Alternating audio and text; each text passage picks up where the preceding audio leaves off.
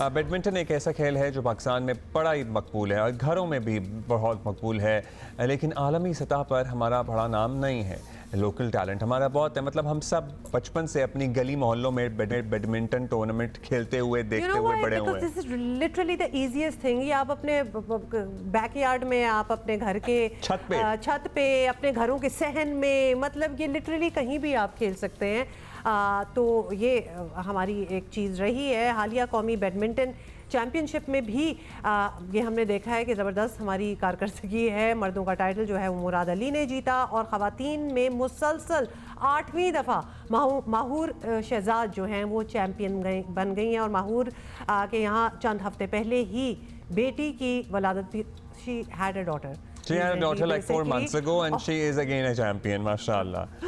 ये ज़बरदस्त बात है। ये कहानी तो हमने डेफिनेटली सुननी है, लेकिन दोनों ज्वाइन किया है, माहूर ने भी और मुराद अली भी हमारे साथ हैं। बहुत मुबारक हो आपको दोनों को। लेकिन माहूर, आपकी की ज़रा कहानी में हमारा इंटरेस्ट इसलिए भी हो गया है because were you expecting when this was going on, या फिर क्योंकि बेबी भी आपका रिसेंटली हुआ है, ज़रा बताएं अपनी ये पास्ट ईयर जर्नी का। जी बहुत शुक्रिया। ये 8वीं मुसलसल बार है कि मैंने अपना टाइटल सक्सेसफुली डिफेंड किया है। मेरी बेटी अभी 3 मंथ्स पहले पैदा हुई थी। तो जब मुझे पता चला कि नेशनल चैंपियनशिप हो रही है और फिर मैं डॉक्टर के पास गई, मैंने उनसे डिस्कस किया कि इस तरह नेशनल चैंपियनशिप हो रही है, तो उन्होंने कहा नेशनल चैंपियनशिप आप भूल जाएं, बल्कि 4 मंथ से पहले तो आप ट्रेनिंग भी नहीं शुरू कर सकती।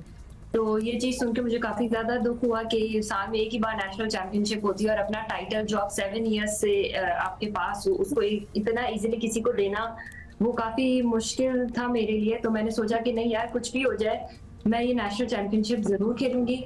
और मैंने शुरू की अपनी ट्रेनिंग। और जब मैं कोर्ट में गई हूँ तो मेरी ऐसी सिचुएशन थी कि जब मैं कोर्ट में आगे की तरफ मूव करती थी, स्टेप लेती थी, तो मुझसे वापस पीछे नहीं आ जाता था क्योंकि मेरी टांगों में बिल्कुल जान नहीं थी।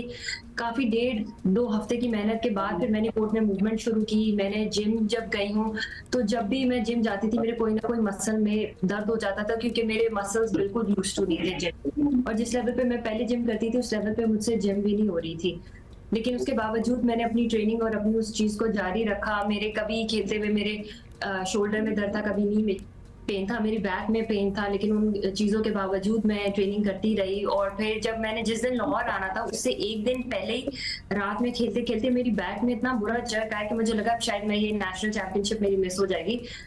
लेकिन अल्हम्दुलिल्लाह से 3-4 फिजियो सेशंस के बाद जाके मेरी बैक ठीक हुई। मैंने टूर्नामेंट खेला, टूर्नामेंट में भी मुसलसल मेरे जिस्म में पेन रहा है, लेकिन फिजियो सेशंस की मदद से मैंने अपने मैचेस को जारी क्या जर्नी है। मुझे ना मेरे जहन में एक स्क्रिप्ट बन गया है और एक फिल्म चल रही है कि आपकी इस जर्नी को कैप्चर किया जाए, इस कहानी को बनाया जाए। चैंपियन तो पहले भी थी, लेकिन nothing really stopped you in the middle, even having a child. एक और चैंपियन है मुराद अली हमारे साथ। मुराद, आपको भी बहुत बहुत मुबारक हो।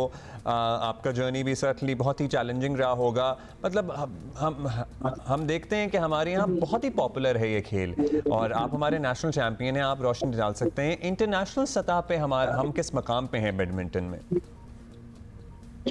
बिस्मिल्लाहिर्रहमानिर्रहीम, अस्सलाम वालेकुम। आप लोगों का बहुत शुक्रिया, आप लोगों ने हमें जूम पे लिया है और इस तरह जो है ना ये मीडिया वाले जितने भी हैं ये ही स्पोर्ट्स को उठा सकते हैं। और अगर आप लोग ऐसे आए हो हमारे स्पोर्ट्स को, आप इस तरह वीडियोस बनाएं या इस तरह मैचेस रिकॉर्ड करें तो ये बहुत मेहरबानी की बात होगी। आप लोगों का बहुत शुक्रिया जी। टूर्नामेंट अल्हम्दुलिल्लाह मैं जीता हूँ। ये मेरा जो है ना मेरे चैंपियन जो बना हूँ, ये मेरा 6th दफा मैं नेशनल चैंपियन बन गया हूँ। और बड़े मुश्किल काम है ट्रेनिंग करना। और ट्रेनिंग के साथ साथ आपको शायद लग रहा भी होगा कि मैं ऑफिस में बैठा हुआ हूँ इस टाइम, क्योंकि हम जो प्लेयर है नेशनल बैंक उन्होंने ऑफिस में हमें भेजा हुआ है। और उसके साथ साथ मैं 2 सेशन भी लगा रहा था, तो बड़ी टेंशन में था, लेकिन मैंने अपनी फिटनेस बरकरार रखी। उसके बावजूद जो है ना मैं टूर्नामेंट गया हूँ, अल्हम्दुलिल्लाह अल्लाह ताला ने मुझे इसमें कामयाबी दी। और आगे भी इंशाल्लाह जो टूर्नामेंट आ रहे हैं उसके लिए भी इंशाल्लाह पूरा मेहनत करूँगा। ज़बरदस्त।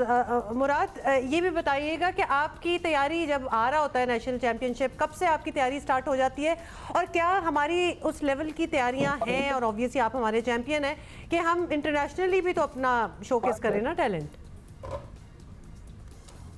शायद पाकिस्तान में मैं वाहिद ऐसे प्लेयर हूँगा कि मैं बिल्कुल छुट्टी नहीं करता ट्रेनिंग से, या मैं ये नहीं देखता हूँ कि आगे कोई टूर्नामेंट आ रहा है या नहीं आ रहा। मैं अपना ट्रेनिंग करता हूँ, साल के 12 महीने में अपना ट्रेनिंग करता हूँ, मेरी कोई छुट्टी नहीं होती, तैयार रहता हूँ। क्योंकि इंटरनेशनल जो टूर्नामेंट्स होते हैं उन टूर्नामेंट्स के डेट्स मंथ का पता होता है कि इस मंथ में इस डेट में टूर्नामेंट है। पाकिस्तान में ये पता नहीं चलता कि किस डेट और किस मंथ में टूर्नामेंट है। पाकिस्तान में किसी भी वक्त मंथ पहले या 1.5 मंथ पहले अनाउंस कर देते हैं कि इस मंथ टूर्नामेंट है, इस डेट से।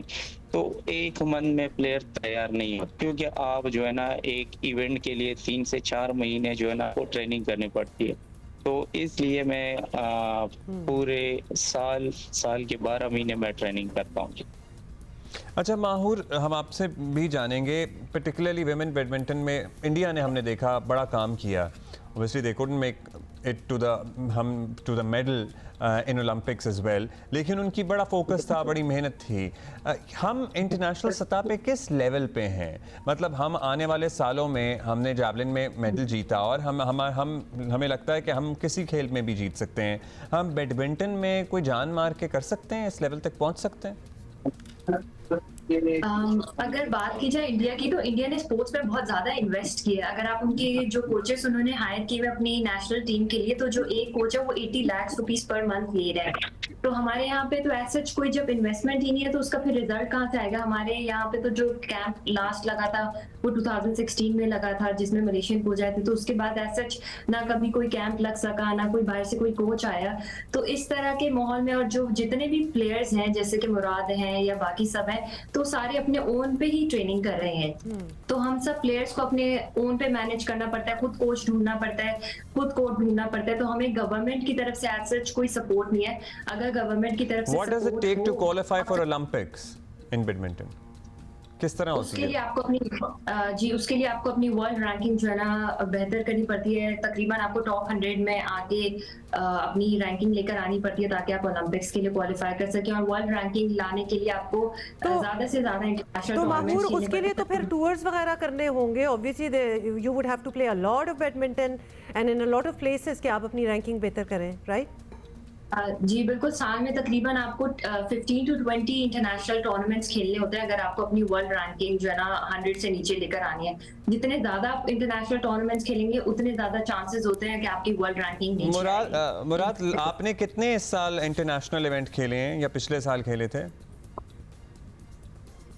सर हमने तो मेरे ख्याल में हम कोई 3 साल बाद 2 साल बाद एक इवेंट खेलते हैं जी। फिर तो हो गया जो होना था।